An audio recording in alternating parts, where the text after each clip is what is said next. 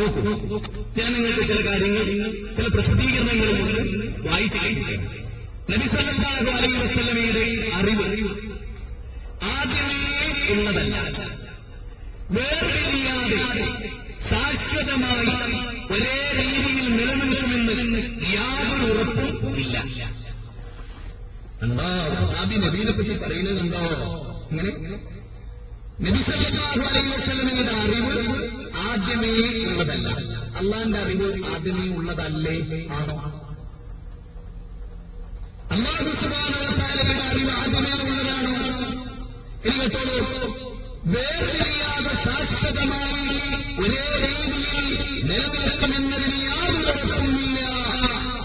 തെറ്റിദ്ധരിപ്പിക്കപ്പെട്ട തൗഹീദ് 15-ാമത്തെ പേജ്, അമ്പലക്കടവ് അബ്ദുൽ ഹമീദ് ഫൈസി. കേട്ടോളൂ, അപ്പൊ നബിയുടെ അറിവ് മുമ്പേ ഉള്ളതല്ല. അപ്പൊ നബി അള്ളാഹിനെ പോലെയാണോ? അല്ല. തെറ്റിദ്ധരിപ്പിക്കപ്പെട്ട തൗഹീദ് പേജ് 15, അബ്ദുൽ ഹമീദ് ഫൈസി, അമ്പലക്കടവ്. അപ്പോ നബിയുടെ അറിവ് എന്നും നിലനിൽക്കില്ല, യാതൊരു ഉറപ്പും കാര്യത്തിലില്ല. അങ്ങനെ തന്നെയാണ്, അതാണ് എന്റെ ശരി. ഇനിയോ, നബി എല്ലാം അറിയുന്ന ആളാണ്, എല്ലാം കേൾക്കുന്ന ആളാണ് എന്ന് വിശ്വസിച്ചാലോ?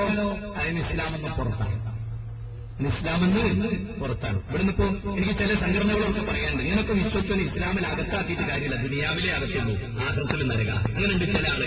ഞങ്ങൾ പുറത്തോ ഒരകത്തോ ഒരു കുഫറുണ്ടോ ഒരു ശിർക്കുണ്ടോ എന്ന് പറയുന്നത്. ശരി, 10 കൊല്ലത്തേക്ക് ഞാൻ ആർക്ക് ശിർക്കുണ്ടെന്ന് പറഞ്ഞില്ലായിരിക്കാം. എന്നാൽ ശിർക്കുള്ളോ ശിർക്കല്ലാണ്ടാവില്ല, മുശ്രിക്കല്ലാണ്ടാവില്ല. അതല്ലാതെ വെറുതെ പോയി വിളിച്ചു നാട്ടിച്ച് മദീനയിൽ വിളിച്ചു നാട്ടി കജ്ജിനായാൽ അവന്റെ പേരിൽ ശിർക്കുണ്ടെന്ന് ഞാൻ പറഞ്ഞിട്ടില്ല എന്നുള്ളതുകൊണ്ട് നിന്റെ ഉയരവോ? അപ്പൊ പറഞ്ഞോ പറഞ്ഞില്ലെന്നുള്ളത് നേരത്തെ പറഞ്ഞിട്ടുകൊണ്ട് എത്തുപോയി. അതാണ് നമ്മളൊക്കെ ഒരു ഉദ്ദേശം, എന്റെ ഉദ്ദേശം. അങ്ങനത്തെ കാര്യങ്ങൾ തുറന്നു പറയുന്നതിൽ എനിക്ക് വ്യക്തിപരമായ ഉദ്ദേശം, ഒരു സെക്കൻഡ് നേരത്തെങ്കിലും ഒരു മനുഷ്യൻ സ്വർഗത്തിലേക്കുള്ള വഴി നരകത്തിൽ വിട്ട് തിരഞ്ഞെടുക്കുക. അതിന് കുറച്ച് പ്രയാസങ്ങൾ, ഞാൻ അത്രയും പ്രയാസം അനുഭവിക്കുന്നുണ്ട് ഈ വിഷയത്തിൽ. എല്ലാ നിലത്തും കൂടിക്കൊടി. അത് എന്തിനു വേണ്ടിയാണ് എല്ലാ നിലത്തും വിടാൻ അനുഭവിക്കുന്നത് പറയാനല്ല, അതിത് പറയുന്നതിന്റെ പേരിലാണ് നേരത്തെ കാര്യങ്ങൾ പറയുന്നുണ്ട്. എല്ലാവർക്കും ഇഷ്ടപ്പെടുന്ന സ്വഭാവമല്ല. അതുകൊണ്ടാണ് അമ്പിയാക്കളും ഔലിയാക്കളും നേതാക്കന്മാരും ജാഹിദ് പ്രസ്ഥാനത്തിന്റെ സകല ആളുകളും പീഡിപ്പിക്കപ്പെടുന്നതും ബഹിഷ്കരിക്കപ്പെടുന്നതും ആക്രമിക്കപ്പെടുന്നതും. എനിക്കൊക്കെ അടുത്ത വാചകം, സത്യതായ 2003 സെപ്റ്റംബർ 16 to 30 വരെ ഒരു സ്ഥലത്തിരുന്ന് ഒരേ സമയം എല്ലാം കാണുവാൻ അടിമയും കഴിവുകൾക്ക് പരിമിതിയുമുള്ള ദൂതർക്ക് സാധ്യമല്ല. ഞങ്ങളുടെ വിശ്വാസം സത്യധാര എഴുതുന്നതാണ്. പിന്നെ എവിടെയാണ് ഞങ്ങൾക്ക് പിഴവുപറ്റി? എന്താ ഒന്നുകൂടെ കേൾക്കാം. ഒരു സ്ഥലത്ത് നിന്ന് ഒരേ സമയം എല്ലാം കാണുവാൻ അടിമയും കഴിവുകൾക്ക് പരിമിതിയുമുള്ള ദൂതർക്ക് സാധ്യമല്ല. ജീവിതകാലത്ത് സാധ്യമല്ല, പിന്നെ മെഡിറ്റേഷനുകൾ ചെങ്ങാതി അള്ളാഹെ സംബന്ധിച്ചിടത്തോളം എല്ലാ ആളുകളിലെ അള്ളാഹ് ചിലതൊക്കെ വിട്ടുപോകും, ചിലതൊക്കെ കാണും. അങ്ങനെ ഞങ്ങളുടെ വിശ്വാസം. നിങ്ങളുടെ രീതിയിൽ എന്താ? റസൂൽ ചെറുത് കാണും, റസൂൽ ചെറുത് കാണൂല. അള്ളാഹു ചിലതൊക്കെ കാണും, ചിലതൊക്കെ കാണൂലാണ്. ശരിയാണോ? അള്ളാഹു എല്ലാം അറിയുന്നു.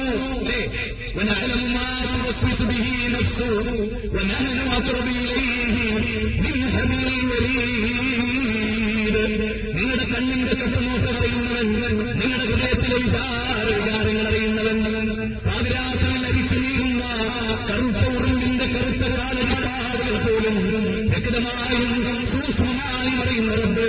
ഇന്നഹും അലീമുൻ ബിദാതി സുദൂർ. ഹൃദയാന്തരാളങ്ങളിലുള്ള ആന്തോളനങ്ങൾ അറിയുന്ന റബ്ബ്. ഇന്ന് 35-ാമധ്യായം 38-ാമത്തെ വചനത്തിൽ അല്ലാഹു പറയുകയാണ്, ഇങ്ങനെയുള്ള റബ്ബ്. അപ്പൊ റസൂൽ എന്തല്ല, എല്ലാ ഒരുപാട് കഴിവുകൾക്ക് പരിമിതിയുള്ള ആളാണ് ആര്? റസൂൽ. അല്ലയോ? അല്ലാഹുവോ ഇന്നല്ലാഹ അലാ കുല്ലി ശൈഇൻ ഖദീർ. അല്ലാഹുവിന്റെ കഴിവുള്ളവനാണ്, അല്ലേ? അല്ലാഹുവിന്റെ കഴിവുള്ളവനാണ്. റസൂലോ എല്ലാത്തിനും കഴിവുള്ള ആളല്ല. അപ്പൊ എല്ലാത്തിനും കഴിവുള്ള നാഥനോട് ചോദിക്കൂ എന്ന മുജാഹിദ് പ്രസ്ഥാനത്തിന്റെ വാദത്തിൽ എവിടെയാണ് കഴിവില്ലാത്തത്? എല്ലാം നടക്കുന്ന, എല്ലാം അറിയുന്ന അലീമാണല്ല, ഹക്കീമാണല്ല, അസീസാണല്ല, കരീമാണല്ല, മുതക്കബ്ബിറാണല്ല, അങ്ങനെ തുടങ്ങി അനവധി വിശേഷണങ്ങൾ മാലിക്കൽമുൽക്കായ രാജാതിരാജനായ റബ്ബിനുണ്ട്. ആ റബ്ബിനെ അപ്പൊ ഒരേ സ്ഥലത്ത് നിന്ന് ഒരേ സമയം എല്ലാം കാണാനും കേൾക്കാനും നമ്മളിന്ന് പറയുന്നെന്താ? നമ്മുടെ ഇടയിലെ ആളുകൾ സാധാരണക്കാരായ പാവം പിടിച്ച മനുഷ്യരുടെ വിശ്വാസം എന്താ? കണ്ണിൽ കാണാത്തേതും കൈഭാഗത്തുള്ളതും കൺകൊണ്ട് കണ്ട് പോൽ കാട്ടി പറഞ്ഞോവർ കുപ്പിക്കാകത്തുള്ള വസ്തുവിനെ പോലെ കാണാനാമിങ്ങേടെ കൽപകമെന്നോവർ. അത് പാടി പഴമക്കാരായ സ്ത്രീകൾ, നമ്മുടെയൊക്കെ പൂർവ്വതലമുറയിലെ ഉമ്മമാര്, വല്യമ്മമാര്, അമ്മായിമാര്, ഇളയമ്മ, മൂത്തുമ്മ തുടങ്ങി ആളുകൾ വിശ്വസിക്കേണ്ടത് കണ്ണിൽ കാണാത്തേതും കൈഭാഗത്തുള്ളതും കൺകൊണ്ട് കണ്ട് കാട്ടി പറഞ്ഞു വിശ്വസിക്കായ ശൈഖ് മുഹ്യിദ്ദീൻ അബ്ദുൽ ഖാദിർ ജീലാനി ലോകത്ത് എവിടെയിരുന്നിട്ടും ലോകത്തിന്റെ ഏത് കോണിൽ നടക്കുന്നതും കാണുമെന്ന് വിശ്വസിക്കുന്ന മുസ്ലിമേ, നീ നിന്റെ റസൂലിനെ കുറിച്ച് ആലോചിക്കേ. ഒരു സ്ഥലത്തിരുന്ന് ഒരേ സമയം എല്ലാം കാണുവാൻ അടിമയും കഴിവുകൊണ്ട് വരുന്നതുമല്ല, ലഭിക്ക് പോലും സാധ്യമല്ല എന്നാണ് നിങ്ങളുടെ സത്യധാര എഴുതുന്നത്. ഞാൻ മുജാഹിദ് പറയുന്നു അല്ലേ? ഖൈബർ യുദ്ധം ഒരു ജൂതപ്പെൺകുട്ടി നബിയെ സൽക്കരിച്ചു. ചതിക്കാനാ വഞ്ചിക്കാനാ നബി അറിഞ്ഞില്ല. ഇതുപോലെ അലിമൗലവി സാഹിബിനെ ഒരു സ്റ്റേജിൽ രക്ഷിക്കാനെന്ന വ്യാജേന ഒരു വ്യക്തി യുവാക്കളെന്ന് രക്ഷപ്പെടുത്തി. പോലെ ഞങ്ങളുടെ കുടുംബത്തിൽ രക്ഷപ്പെടുത്താൻ വിശ്വസിച്ചോ കൊണ്ടുപോയി ഒരു ഇരുണ്ട സ്ഥലത്തെ കൊണ്ടുപോയി മലനോട് ഞങ്ങളുടെ രക്ഷകരല്ല എന്നെ കൊല്ലാമെന്നാണ് എന്ന് പറഞ്ഞിട്ട് അദ്ദേഹത്തോട് ദേഷ്യം. ഓഹോ, കൊല്ലാമെന്നാണല്ലേ എനിക്കൊരാഗ്രഹം. അവർ ചോദിച്ചു, എന്തേ? 2 റക്അത്ത് നിസ്കരിക്കണം. അല്ലെങ്കിൽ 2 റക്അത്ത് നിസ്കരിക്കണം. 2 റക്അത്ത് നിസ്കരിക്കുന്നതിനിടയിൽ വിവരമറിഞ്ഞ പോലീസുകാർ കാണിപ്പാനെത്തി. അള്ളാന്റെ ഭദ്രത്തുകൊണ്ട് രക്ഷപ്പെട്ടു. അല്ലെങ്കിൽ അവർ കൊന്നേനെ. ഇതായിരുന്നു മുജാഹിദ് പ്രസ്ഥാനത്തിന്റെ കേരളത്തിലെ അവസ്ഥ. നിർമ്മലയിൽ നടക്കുന്ന മട്ടാഞ്ചേരിയിലെ പള്ളി ആയുധാരികൾ ഫുള്ളായിട്ട് പറഞ്ഞു. നിർഭയനായ ശത്രുഘാതങ്ങളിൽ അദ്ദേഹത്തിലേക്ക് മുജാഹിദ് പ്രസ്ഥാനത്തിന്റെ കേരളത്തിലെ ചരിത്രമാണ്. വേറെ മുസ്ലിം സംഘടനകൾക്കൊന്നും ഇങ്ങനെ ഒരാളെ മുജാഹിദുകളെ ഒരു ചൊല്ലിപ്പണ്ടിയെ ആക്രമിക്കപ്പെടുന്ന ഏതൊക്കെ മുജാഹിദ് ഇറക്കിവിടുന്നേ. ഞങ്ങളുടെ നാടൻ മനുഷ്യന്മാർക്ക് സംസ്കാരശൂന്യമായിരുന്നു ഒരു ചെയ്യില്ല, ഇന്നോടും ചെയ്തിട്ടില്ല, ചെയ്യില്ല. കാരണം അങ്ങനെയാണ് ഞങ്ങൾ ഉൾക്കാർക്കുള്ള സംസ്കാരം. അത് കിട്ടില്ല, ആ ജാതി ഒരു ചെയ്യില്ല. അപ്പൊ ഇസ്ലാമിക പ്രസ്ഥാനവും ഇസ്ലാമിനെ സംബന്ധിച്ചിടത്തോളം ഒരു ബുദ്ധിയുള്ള കാര്യമാണ്. അപ്പൊ റസൂലുള്ളാഹി സ്വല്ലല്ലാഹു അലൈഹി വസല്ലം ഒരു സ്ഥലത്ത് നിന്ന് തെളിയെ കാണാൻ കഴിയുന്ന ഒരാളല്ല, അറിയാൻ കഴിയുന്ന ഒരാളല്ല. അപ്പൊ കൈപറിയിട്ടവരെയും നബി സ്വല്ലല്ലാഹു അലൈഹി വസല്ലമയെ ഒരു ജൂത പെൺകുട്ടി കൊണ്ട് സൽക്കരിച്ച് നബിയും ഒരു സഹാബിയും ആ കൂട്ടത്തിൽ സൽക്കാരം സ്വീകരിച്ചു. ആടിന്റെ മാംസത്തിൽ വിഷം പുരട്ടിയിട്ട് കൊടുത്തു. ആടിന്റെ മാംസത്തിൽ വിഷം പുരട്ടിയിട്ട് കൊടുത്തു. സഹാബി കഴിച്ച് റസൂലും കഴിച്ചു. സഹാബി കഴിക്കേണ്ട താമസം മരിച്ചു വീണു. മരിച്ചിട്ടങ്ങട്ട് വീണു.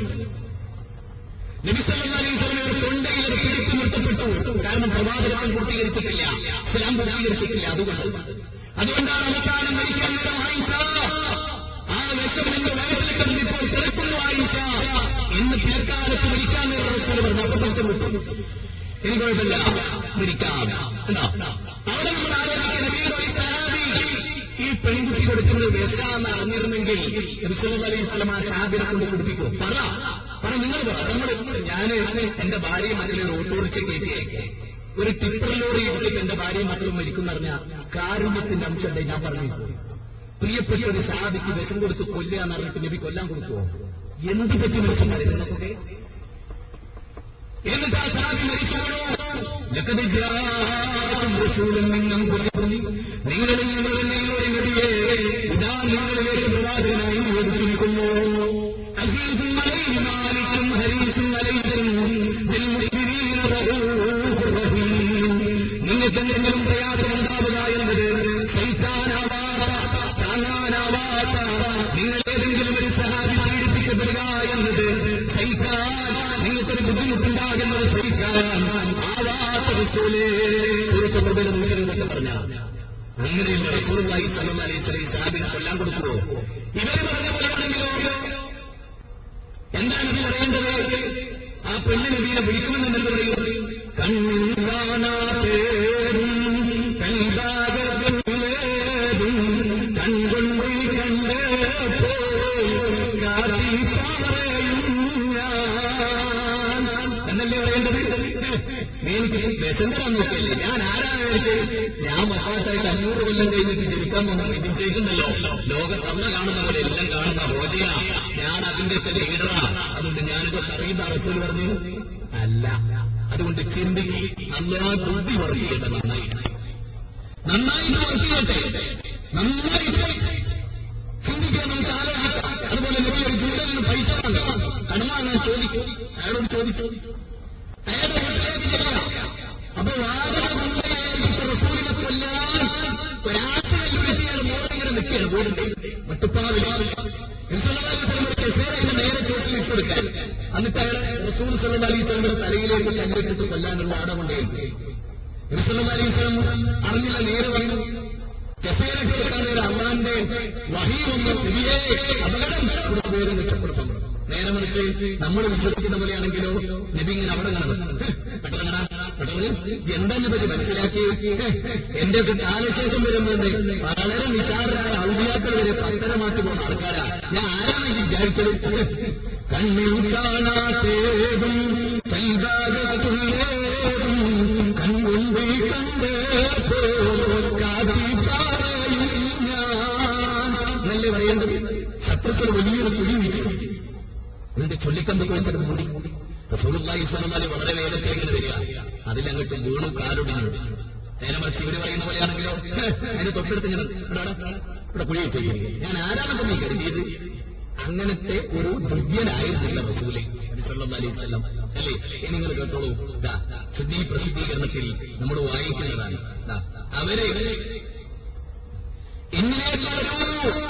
അടിമകളെ എന്ന് നബി സല്ലല്ലാഹു അലൈഹി വസല്ലം ഉറക്കെ വിളിച്ചു.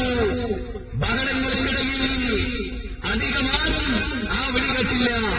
റിസാല 1999 മാർച്ച് 5 ഇങ്ങനെ എന്നിലേക്ക് അടിമകളെ എന്ന് നബി സല്ലല്ലാഹു അലൈഹി വസല്ലം ഉറക്കെ വിളിച്ചു.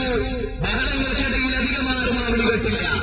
ഉഹദ് യുദ്ധം നടക്കുമ്പോ ആകെ കുടുംബിരിക്കുന്ന യുദ്ധപശ്ചാത്തലത്തിൽ നബി വിളിച്ചിട്ട് സഹാബികൾ കേട്ടില്ല. ഏറ്റവും പ്രഗത്ഭരായ വലിയകളിൽ ഏറ്റവും വലിയ നബി സല്ലല്ലാഹു അലൈഹി വസല്ലം അവർ വിളിച്ചിട്ട് തൊട്ടടുത്ത് പോലും നിർത്താൻ കഴിഞ്ഞില്ല.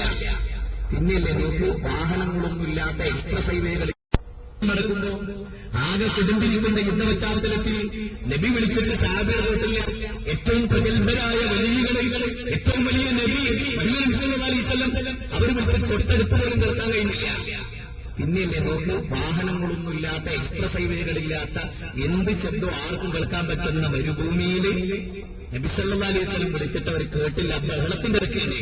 അപ്പൊ അവരുടെ കേൾവിയിടത്ര കാഴ്ചയിടത്ര ചിന്തിക്ക്, ഈമാൻ നഷ്ടപ്പെടുത്തി നരകത്ത് കൊണ്ടായി എത്തിയിട്ട് സ്നേഹത്തോടുകൂടി പറഞ്ഞിരിക്കും. ചിന്തിക്കും, ആലോചിക്കും. ഇനി കേട്ടോ, എന്തിനെ നമ്മൾ എതിർക്കുന്നത്? കേട്ടോളൂ, അല്ലാഹു കേൾക്കുന്നത് പോലെ കേൾക്കുകയും കാണുകയും പ്രവർത്തിക്കുകയും ചെയ്യുക എന്നതാണ് ഇതിന്റെ വിവക്ഷ എന്ന് പണ്ഡിതന്മാർ വിവരിച്ചിട്ടുണ്ട്. സ്മരണിക പേജ് 39. എങ്ങനെ ഔലിയാക്കൾ അള്ള കാണുന്ന പോലെ. ഞാൻ ഒന്ന് ചോദിച്ചോട്ടെ, ഈ അള്ള